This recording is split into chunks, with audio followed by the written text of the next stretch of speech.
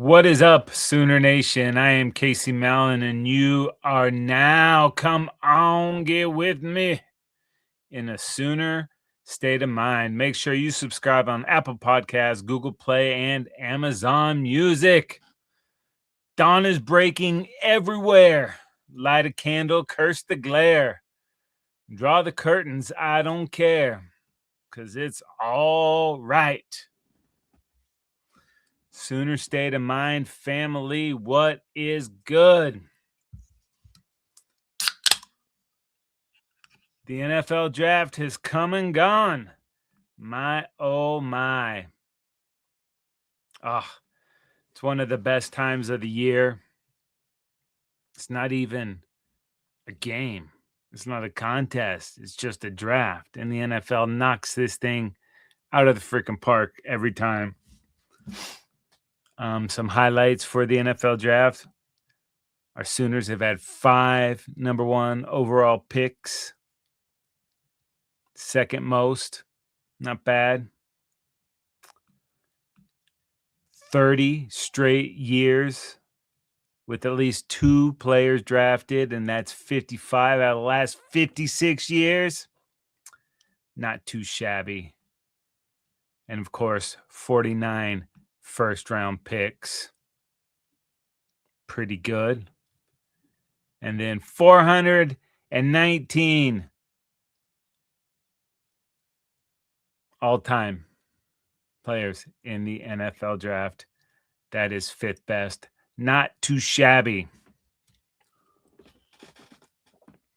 Sooners had a really good showing this weekend. 7 players drafted, largest class since 2022. And nothing really unexpected here. Let's go ahead and get it started. Our Mason Thomas went in the 2nd round, 40th pick overall. He joins the Kansas City Chiefs.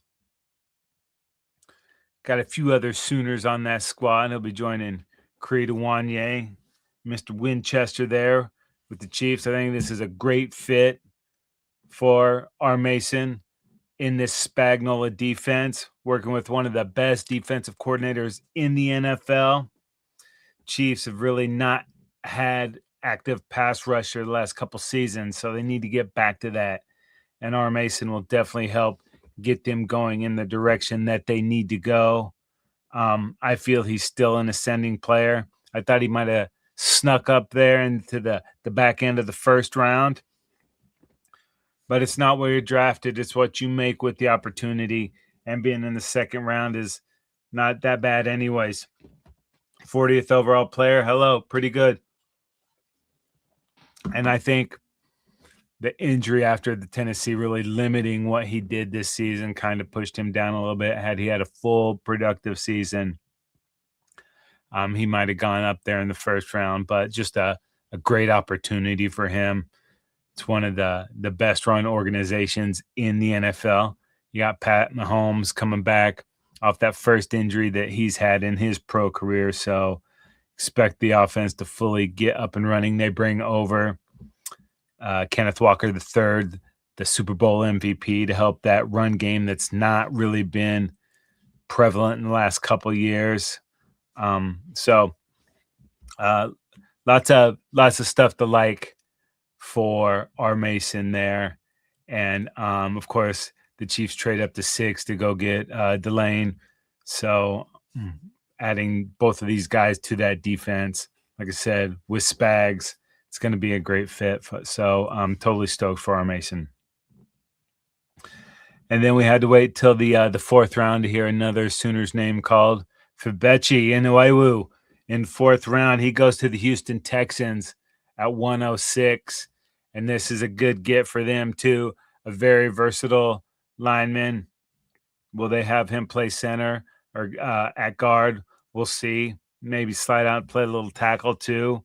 The more you can do at that level, the better. So we know Febechi was completely stoked to get back to Texas down there.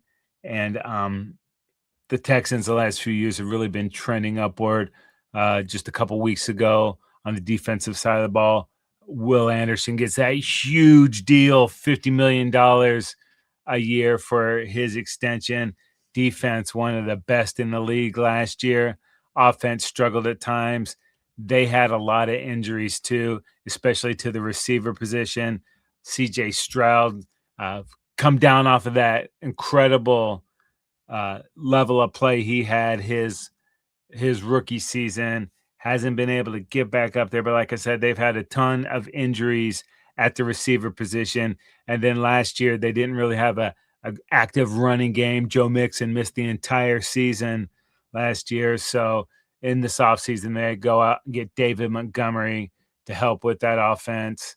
Tank Dell, hopefully he's healthy. Nico Collins, hopefully both of those guys can get a full season in, and CJ can get back to the way he was playing his rookie season. But I think this is a great fit with a lot of opportunity there. So congratulations to Fabechi going down to the Houston Texans. Also, in the 4th round, just one pick after 107, Grayson Halton, G-Baby, goes to the 49ers.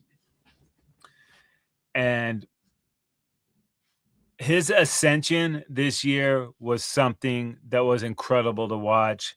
He's going to a high-class organization that really, with all the injuries they had last year, smoke and mirrors, and still found a way to get into the playoffs. And we're really just a game off of, doing some really good things there. Just limped into the playoffs. They beat the Eagles, and then they were just wore out and got smashed by the Seahawks. But Grayson Halton, I just think I loved what I saw to him this year. I wish we had another year to keep him, but kept going like this, getting better and better each season, almost week to week, and was making big plays left and right, would have the huge tackle for loss when we absolutely have to have it. Timely plays left and right. Niners also go out and get Osa Odigizua from the Cowboys. They trade for him. They add him to this front line. Should get Fred Warner back, who missed a lot of time last year with the injury, kind of the quarterback of that defense, actually the heartbeat of that defense. They lost Bosa last year too. Like I said, completely depleted. They add Osa, they add G-Baby to this, and that defense should get back to the level that Niner gang is accustomed to having. So I think it's a great fit there. A ton of opportunity for our guy Grayson Halton. So I'm stoked to see what he does at the next level. And if he continues that ascension, man, watch out. Dude is dangerous. Keep it in the 4th round. Pick 134. Kendall Daniels goes to the Falcons, baby. This guy was a great fit. Wish we could have had him with the Sooners for a little more time. This guy had a knack for the big play too. A couple big sticks in the Michigan game, you might remember, and just a playmaker, very versatile. He goes to that Falcons defense that is on the up too. Joins our guy Billy Bowen in Atlanta. He's returning from injury. So lots of opportunity for Daniels. And then you flip it over to the other side of the ball. They got weapons aplenty. Michael Penix goes down last year with the injury, so they signed Tua to be the quarterback there. Obviously, Bijan, one of the most dynamic running backs in the NFL. He's an ascending player. Kyle Pitts, the unicorn, had the season last year that everybody expected to see this guy have out the gate. Was a major contributor to this offense. And you also have Drake London, who is one of my favorite receivers in the NFL too. So offense got all its dynamic playmakers. Defense was pretty good in spurts last year. Kendall Daniels will have a lot of opportunity in that defense. I think he's a great fit, a versatile player, depending where they want to use him and what manner. So I'm really excited to see what happens for Kendall Daniels and those Dirty Birds down in Hotlanta. After that, we had to wait a couple of rounds till we heard another Sooners name called, And then in the 7th round for the Pittsburgh Steelers, Robert Spears Jennings. He goes number 224 overall. I thought he might go a little bit earlier than that with all the physical tools he has, the high end speed. I think this guy will be a great player for the Pittsburgh Steelers. I think his best football is still yet to come too, but a great teammate, a great team player, a smart, heady football player. Like we said, the speed is off the charts once he gets in this defense with the other playmakers they have in the first 2 levels. I think his game will take it to the next level. So completely stoked for him. And like I said, 7th round, not ideally where you want to go, but now what do you do? Mike McCarthy, the new head coach for the Pittsburgh Steelers on the other side of the football. We're not sure who's going to be starting quarterback this year moving forward. They still haven't heard back from Aaron Rodgers, what he's ultimately going to do. Will Howard got some play a little bit last year, so maybe he's the guy. Mason Rudolph is there, and they make the late draft pick in this draft too. So competition if Rodgers doesn't come back. Spent some draft capital early in the mix to shore up that offensive line, and if they can control the clock a little bit more and get that run game going and protect whoever is back there at quarterback, the Steelers have always been right in that mix. Although, like I said, Mike McCarthy is a new coach. Mike Tomlin's out after 18 or 19 years, never had a losing season with those Pittsburgh Steelers. So lots of change there, but also lots of opportunity for Robert Spears Jennings to grow into being a critical part of that Pittsburgh defense moving forward. And then the second time that we had back-to-back Sooners selected in the draft, I picked 225, also in the 7th round, going to the Tennessee Titans, Jaron Kanak. And it was going into last season in the first couple games. Go back and listen. I was like, did this cat just make himself an NFL player, making this transition, showing what he could do at tight end? And obviously he has. Titans came, asked the brass about this guy, and smart as a whip, team player, will do whatever it takes to help the team.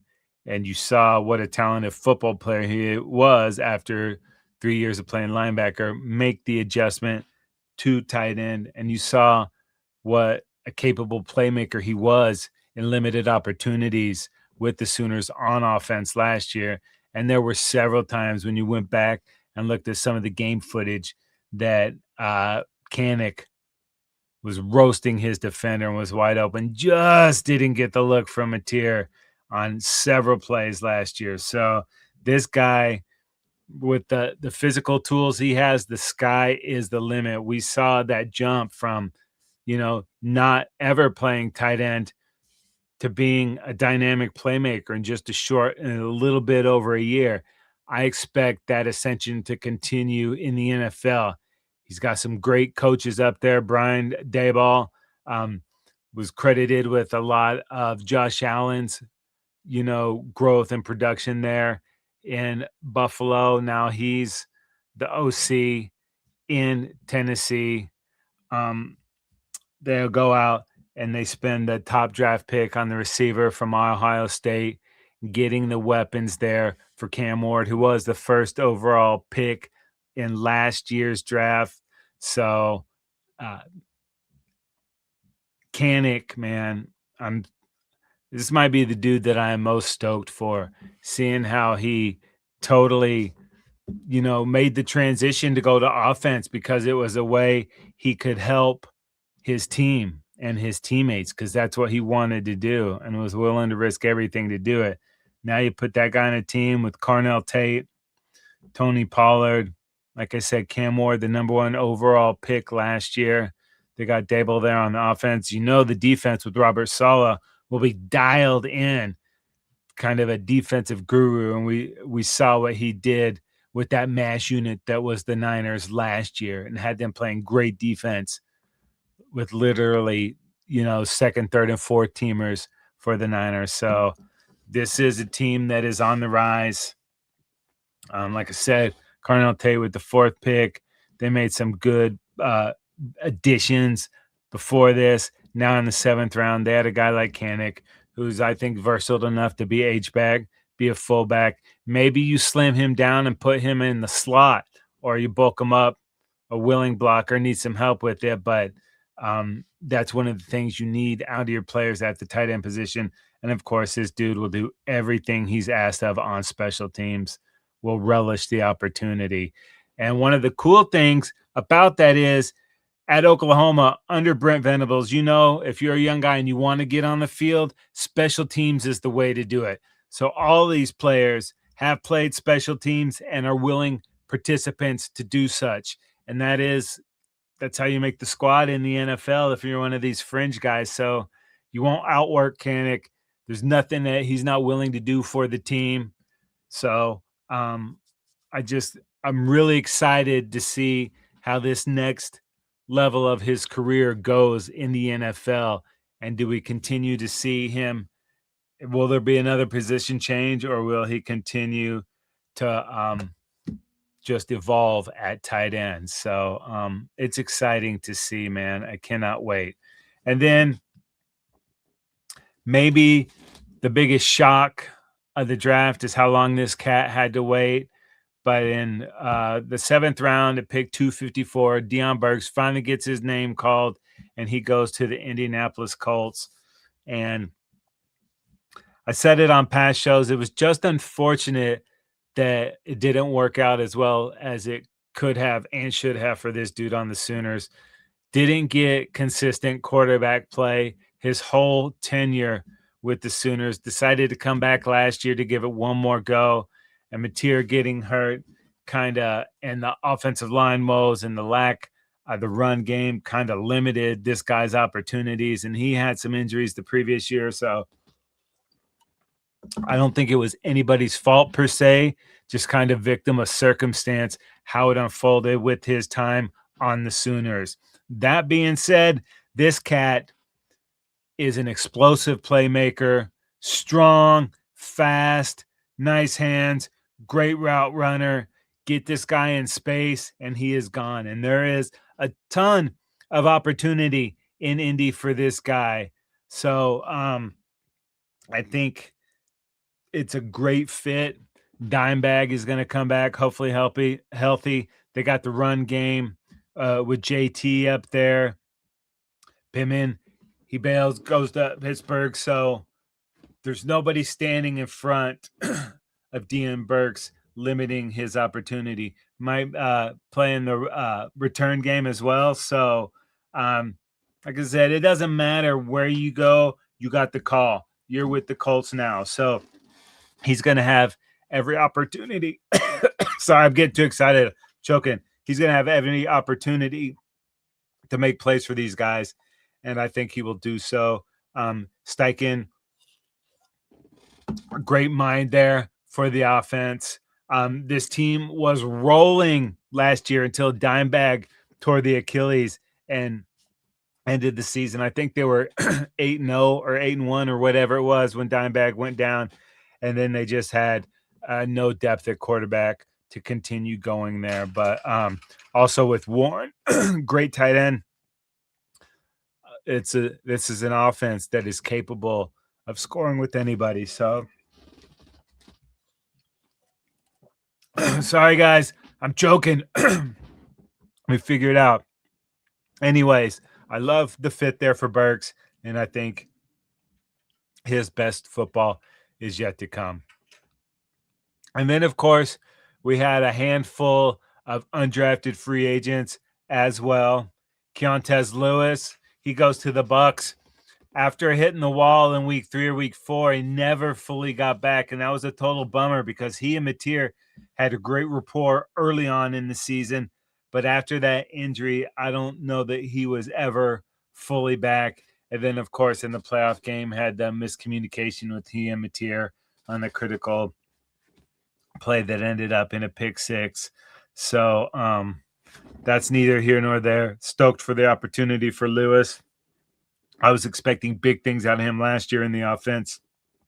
And due to that brutal injury in the freak accident, he was just never able to find his stride with the Sooners. And then, how about Marvin Jones Jr., baby? He's going to the world champion Seattle Seahawks. Great fit for this guy. They'll be able to ease him in. And we saw how well the defense played at the end of the year. Mike McDonald, young head coach, defensive minded, doing some outstanding things, comes from the Ravens. He had, I wouldn't say no star players, but they were diverse and everybody contributed in different ways. And then in that Super Bowl, they all played so well. There wasn't really a defensive MVP, even though the defense was the MVP of the Super Bowl. So another great fit, another team with a ton of opportunity for a really good player. So stoked for MJJ to go to Seattle and see if he can get it cracking with the 12s.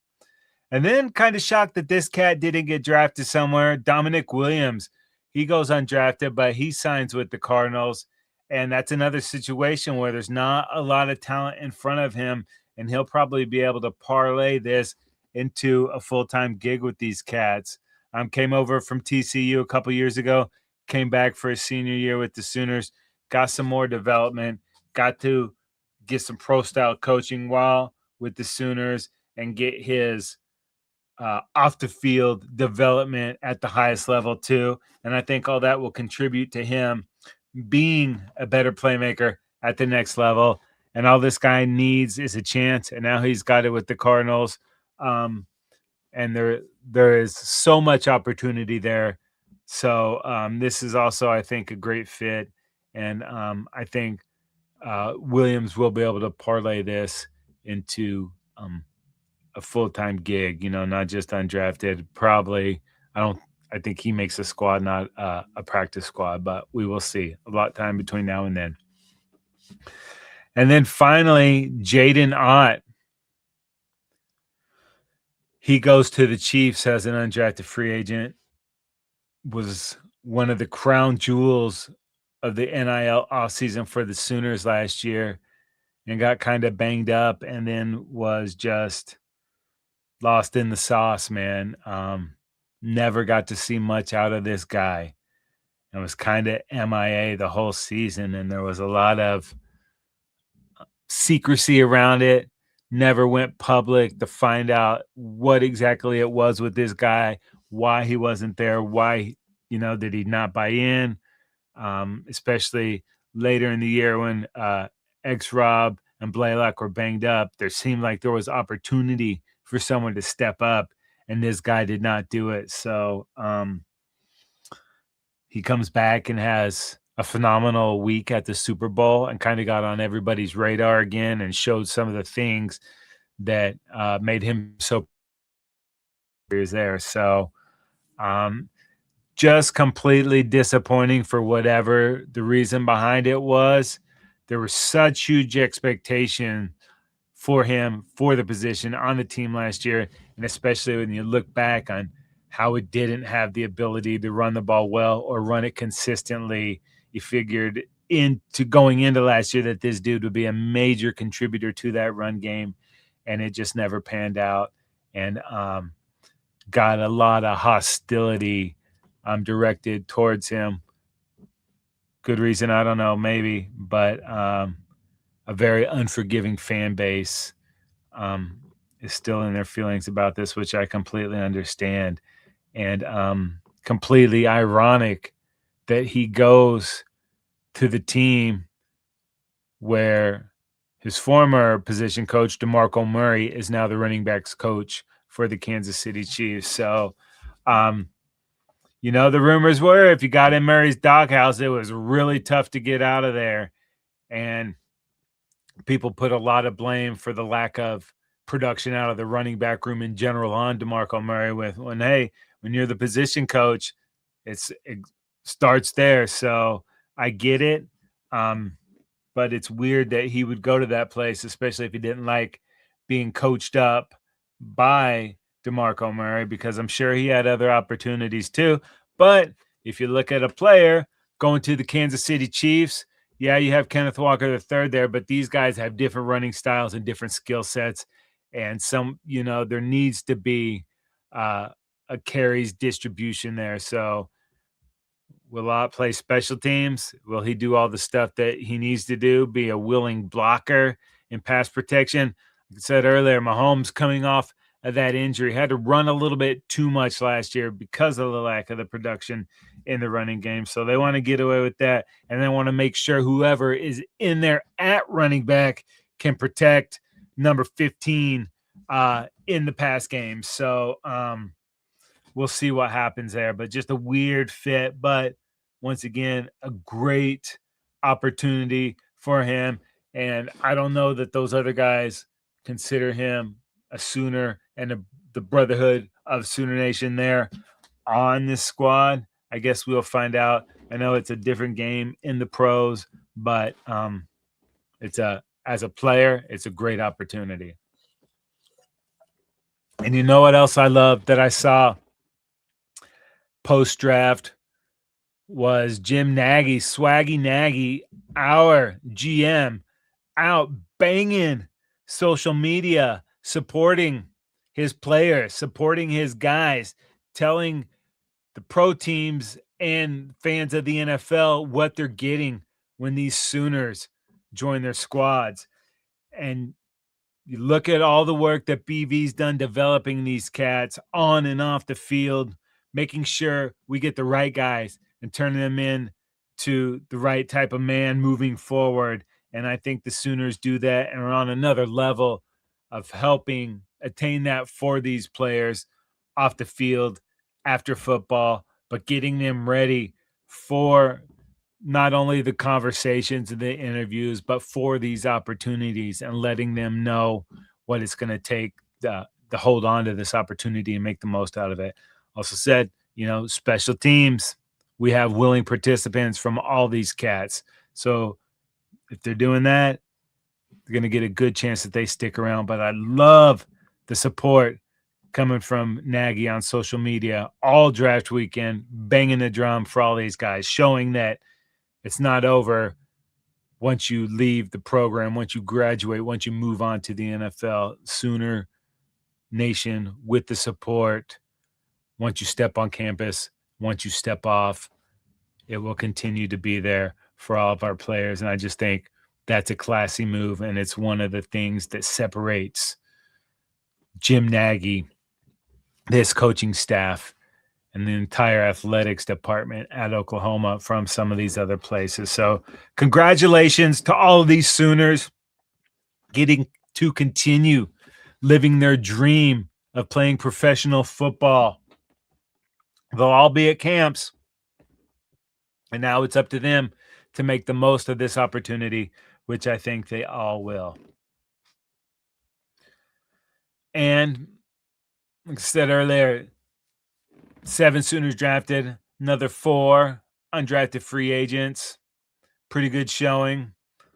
2027, there are a bunch of Sooners likely to be drafted next year, including a lot of underclassmen.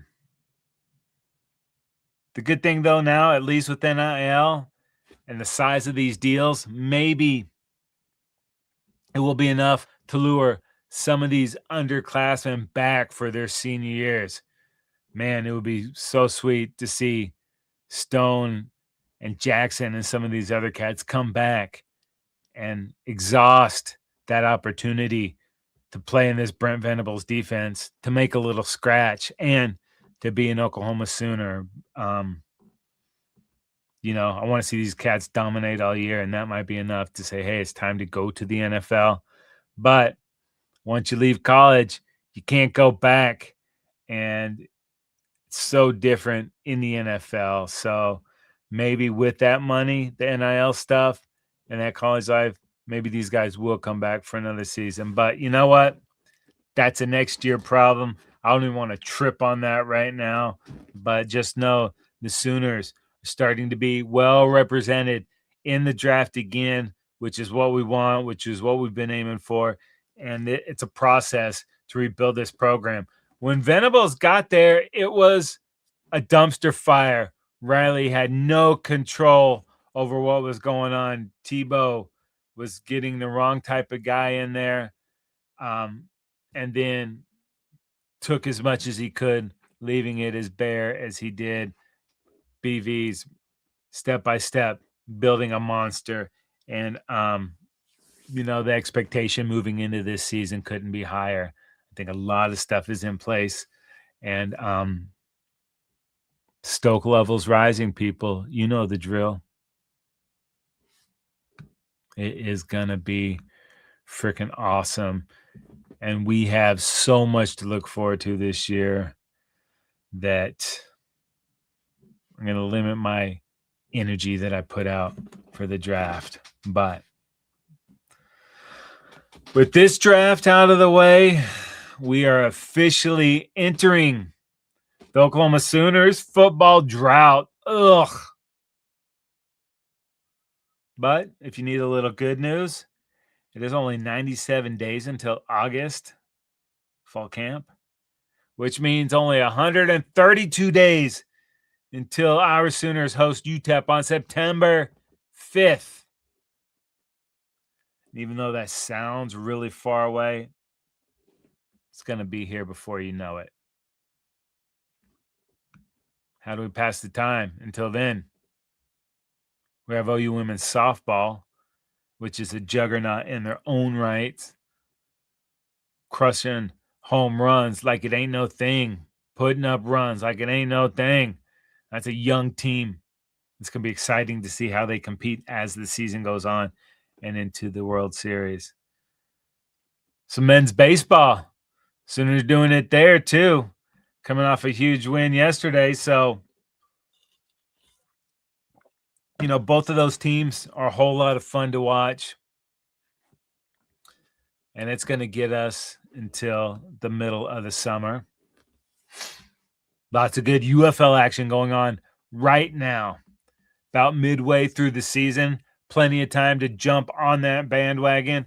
And I know I'm a sicko and watch more football than a lot of normal, healthy people would, but football is getting better. It's a pretty good brand out there, and there's been some great games, a lot of fun. So, hey, tell me I get to watch pro football in April, May, and into June. Sign me up, baby. The more, the better.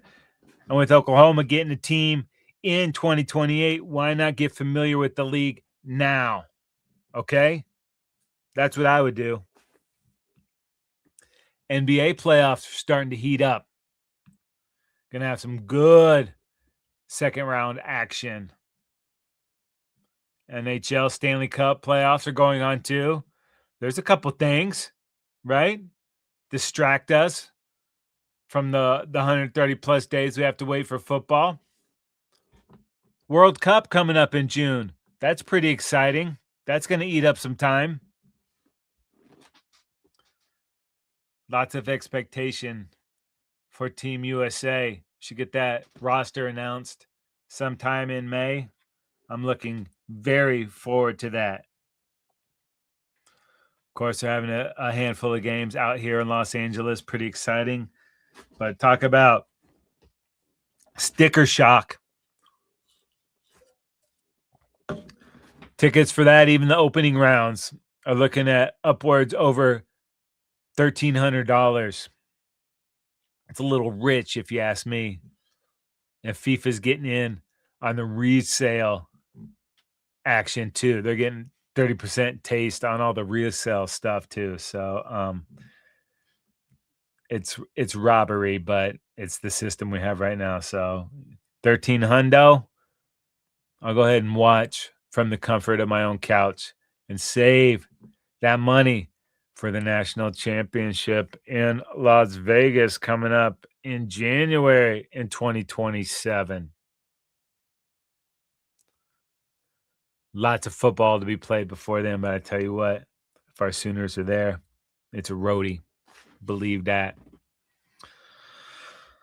So softball, baseball, UFL, basketball, hockey, World Cup.